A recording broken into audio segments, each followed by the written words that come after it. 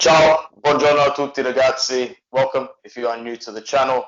I have Miguel with me, a new guest, a rival fan, but a fantastic dude, puts out great content about AC Milan. So, Miguel, welcome to the podcast. Oh, not really a podcast. Welcome to Inter Worldwide. Why don't you introduce yourself for everybody watching, my G? Thank you for the opportunity to collaborate with each other. It's a pleasure. My name is Miguel. You can find me on YouTube as Milano Miguel. I make content about AC Milan. If you follow me on Twitter, I also write sports articles about AC Milan and other soccer teams around the season. I'm a passionate Milan fan. I've been a Milan fan since 2010. Never looked back. Awesome, bro. And it's awesome to have you on the channel, especially around another hype derby. I feel like, we're paying extra attention to each other as cross city rivals more recently. And, it feels good. I've always said this season it's good to have Milan back on the competitive end. I love being able to compete side by side. And, this derby has got a lot of hype about it because we're still occupying the first two positions on the ladder, be which they did switch around for the first time this season properly last weekend. But it's still got the same pedigree this week as it would have, regardless of the results going by. I'm very conscious of the difficult schedule that you guys have as all. I'm a realistic Inter fan. I've had to watch us go through the Europa League, my bro, and try our very best to reach our season's expectations. And it's a real big pain in the ass, man, as I'm sure you'll agree, because not only that, you copped one of the hardest draws. And I didn't agree with a lot of the fans, whether they were your own or whether they were rival fans, that said, oh, Milan got a decent Europa League draw. Dude, I can't think of anywhere tougher to go in the world than Belgrade.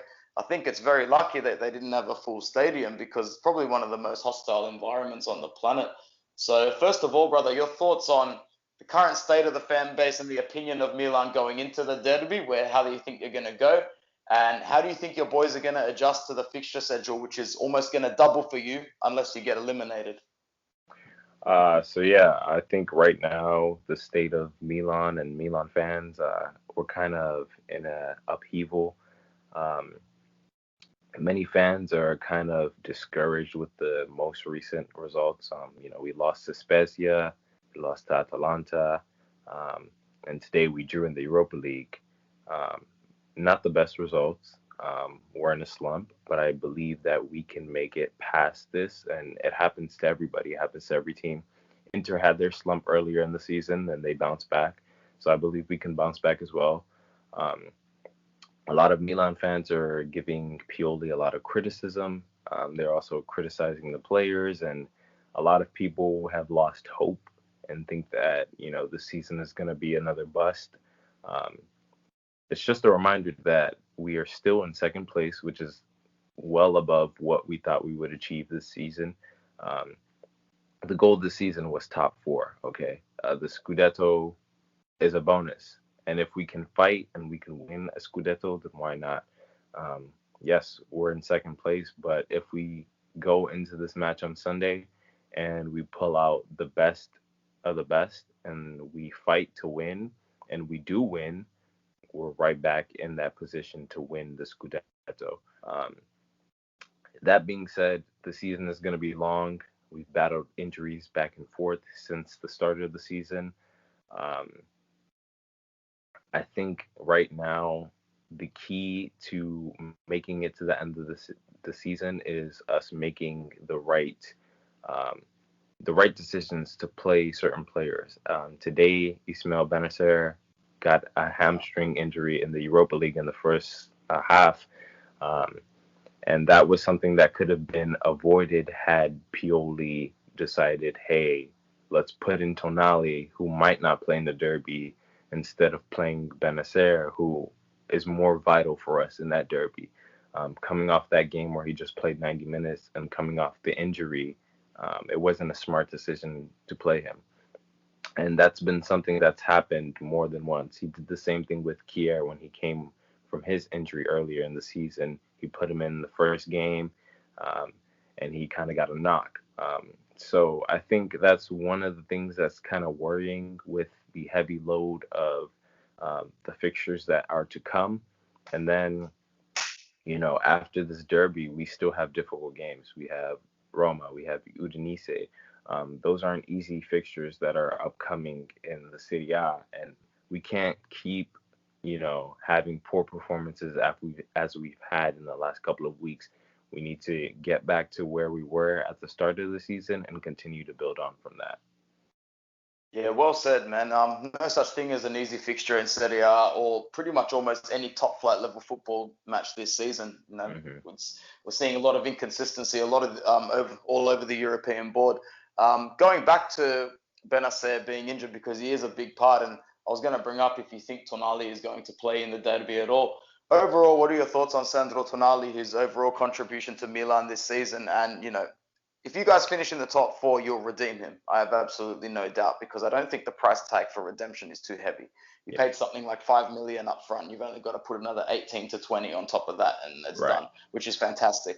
The only way that you'd risk not meeting that payment is if you fall out of the top four. But looking at the ladder, even if you were to get a point out of this derby, you'd still be looking behind your shoulder, and fifth position is as far as 10 points away at the moment. And if you're actually looking at where Napoli are sitting, I don't have a lot of faith in them after their results in the Europa League as well. That they went even one worse than you guys, and they Yeah. couldn't get the win at all. So I think in terms of consistency in Serie A, Inter, Milan, and Juventus are pretty much going to maintain that all the way through. Hmm. But I do see you guys dropping some games. Do you think Sandro Tonali is going to participate a little bit more? And overall, what are your thoughts on his contribution this season? I think overall, Central Tonali has been a good investment.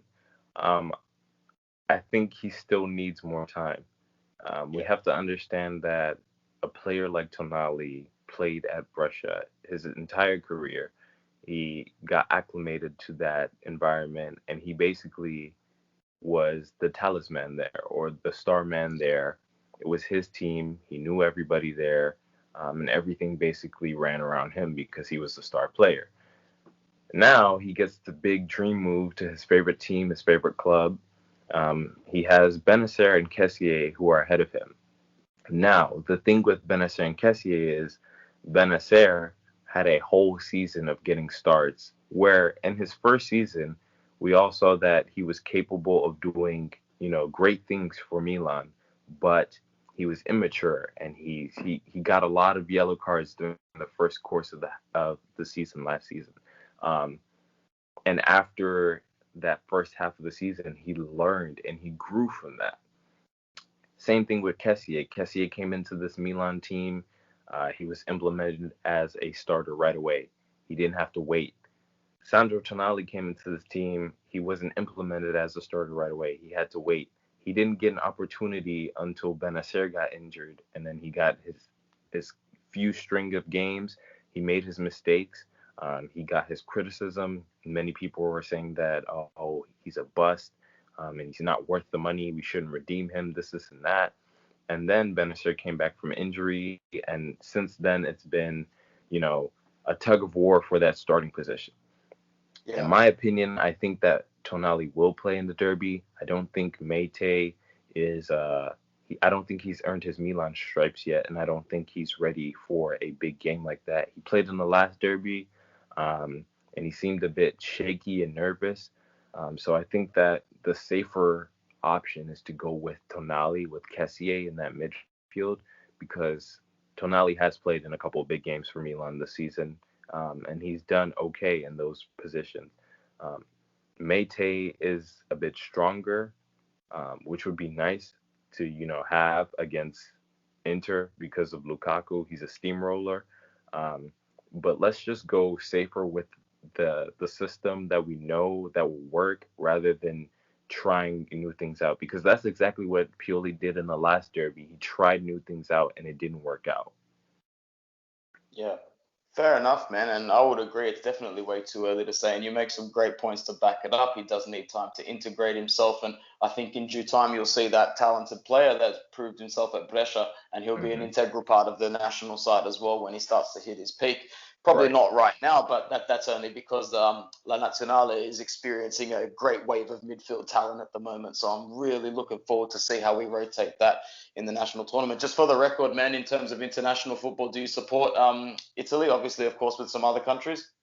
Yes, I do follow Italy a lot. It was very sad to not see them make it to the last World Cup. Yeah, Um, you can't talk about that. Yeah. yeah, but I've definitely been a follower of Italy. Huge Ciro Immobile fan. Watched him when he was at Torino. Watched him when he went to Dortmund, when he went to Sevilla. So I'm hoping that finally Ciro Immobile can finally, have a good run with the Azzurri, and hopefully things work out. I think they have a very talented squad to be able to win some European silverware. Yeah, absolutely, man. Speaking of squads and availability, let's get into a little bit of team news before we get into predictions. I'll go first because, there's not much to say. I guess not playing in the Champions League has really allowed us to get our squad back in tip-top shape. We don't have many injuries to report on at all. I actually have bare minimum team news. The only question mark is whether or not Arturo Vidal makes it fit enough. To be honest, I think he does because he's just been in the background way too long for the past 2 or 3 games. And it Mhm. usually is like Conte to keep a player he likes out for the most time possible and then to just explode him. So I'll go one further and actually say I expect him to start the derby, to be honest, in some surprising team news. But then, speaking from my own side's point of view, it's hard to rotate the current midfield who is absolutely performing out of their skin. I'm not too sure if my guest agrees, but I do think Nicola Barella is the best midfielder in the country at the moment. Would you agree, man? Yeah, I agree. Very nice. Christian Eriksen's just starting to come into his own, and I guess Brozovic, even though he can be inconsistent, most Inter fans have said when Brozovic is bad, Inter is terrible. And it's been our case for a long time now. So as long as he's fit, there is no way Antonio Conte is putting Marcelo Brozovic on the bench. He'll probably be one of the first names on the team sheet. So for me, I'll go with Brozovic, Barella, and Vidal. However, it is nice having that tactical flexibility and knowing that Antonio Conte is starting to trust Eriksen to pick the ball up a little bit deeper in a regista role and to advance it as well. He's never going to be the complete trequartista in Italy. I just don't think he has the adaptability for it. But Christian Eriksen is still a world-class player ability-wise, and when you bring that to any league in the world, as long as you got a good manager, you will find a way. It's a top class cut of meat. No matter what, man, it's gonna taste good. It's so you got to make it work, and he's making it work. So whether Eriksen or Vidal starts, not too sure, but I'll be happy either way. I will say to my awesome guest, watch out for Hakimi and his form. You don't necessarily need to be concerned about his end product because his crossing is still pretty dreadful at the moment, man. And unless he can get into a really good position on his left foot to finish, his finishing hasn't been that great either. But he's going to get us 40 yards, 50 yards at a time if he has to, advancing up the pitch. So, Miguel, how do you think the battle's going to look between he and Tio Hernandez? Because that's a juicy one once again, bro. Last time it was pretty even in the Serie A, but I think your Bortillo got the better of us on the in the end. But Hakim is a bit of a bigger beast after spending a lot more time here. Yeah, whenever it comes to these type of matches, the last time we faced off in the Serie A, I was highly, spectacularly invested into this battle between Hakimi and Theo Hernandez. They're both Real Madrid ex-teammates. They know each other's game very well. And Hakimi, in my opinion, got the better of Theo Hernandez. Theo Hernandez is a great offensive player for his position as a left back, but he kind of lacks a bit in defense. And he's improved since his first season at Milan, but there's still more room for him to be more defensively aware and inclined with certain tackles. Um, People always say Theo Hernandez is always one yellow card away, and that's very true. Sometimes he makes some rash decisions or some rash tackles, and he ends up getting in the book. The key here for Theo Hernandez is to stick to his game. He knows that Hakimi is he's very fast. He's very intelligent when it comes to crossing the ball or creating space for an opportunity. He knows that very well. Theo Hernandez needs to be tactically and aware of his positioning. Wherever he is on that pitch, he needs to be aware of it. He can't give Hakimi any type of space because Hakimi will find some type of space, whether he has to make a skill move or, whatever it is to get past Theo Hernandez, Hakimi will be determined to do so. So it's important for Theo Hernandez to track back on defense. Um, and I think one of the most important things is if Rebic is playing with Theo Hernandez will have a bit more cover compared to playing with Rafael Leao, who doesn't really track back on defense as much. Yeah, yeah, very much so agree. To summarize the rest of the Inter squad, we're definitely going to see Perisic start on the left-hand side because Conte was putting his faith in Perisic about 3 or 4 games ago when it was 50-50 between him and Young. And I think Mm-hmm. most Inter fans would agree that finally, Ivan Perisic has actually come to play. He's probably had his best 3 games for Inter in his last 3 games that he's played. He's drastically more involved, and his defensive awareness at the moment, I dare say, is very good, which makes a lot of sense considering how high Inter press up on the right-hand side to advance Hakimi. Perisic's awareness on the left-hand side, not only from a personal point of view, but from a transitional point of view, I think it was only a matter of time before he adapted to that role. So I think he definitely gets the nod on that left-hand side. The back three is a no-brainer. Bastoni, De Vrij, and Skriniar, who have all been performing fantastic. And up front, you'll have Lukaku and Lautaro to finish off. Miguel, where go through your lineup for Milan or where you see your most potential threats coming from, man. Okay, so this is a bit of one that's up in the air, but I believe it'll be Calabria, Tomori, Romagnoli, and Theo Hernandez in defense. Midfield, I'm going to go with Kessie and Tonali. Um, as for the attacking line, I'm going to go with Rebic, Çalhanoğlu.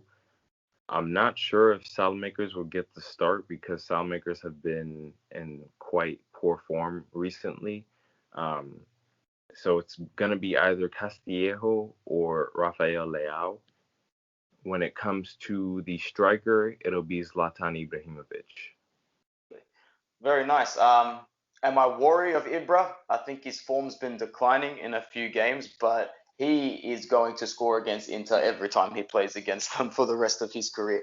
So I fully expect him to grab a goal, no matter what. There, it's a lineup that still poses a lot of threat. You know, the midfield of Kessier and Tonali, it's still a very good midfield, and I just hope that our midfield is up to the task of running it over and running it down. In terms of prediction wise, it's not the funnest part, but it's definitely still important. So as always, I'll do the polite thing and let my guests go first. Miguel, how do you think the game's going to go, man? Prediction wise. I think that this game is pretty open. I've said this for the last two derbies. I think whoever either scores first and wants it more will win this derby. And I'm going to go with the same prediction that I went for the last derby, 2-1. It can go either ways. It depends on whoever swings the momentum and they take the momentum in their favor and, they build upon it and they take the most off of the opportunities that are created. Yeah, it's going to be a game of opportunities and fine margins, my friend. So I'm going to do the safe option like I usually do. I'm just going to go 1-1. The Mm-hmm. 1-1 draw is always the safety bet, but it could even be 0-0. But this game could go either way. I would agree with what you say. Inter's got the form. Milan still has a lot of fight and a lot of guts, and all form goes out the window in the derby. There's no fans, so it's really just going to have to come down to who's focusing more on the pitch. Right. To my guest, Miguel, thank you so much for coming on Inter Worldwide, man. I absolutely love collabing with fans. Even love collabing with rivals, and been following your stuff for a while. So thank you so much, bro, and I have no doubt we'll tee up again soon. All right, no problem. Thank you for having me. It was a pleasure. Thanks, bro. As always, from us, Forza Inter. Ciao, ragazzi.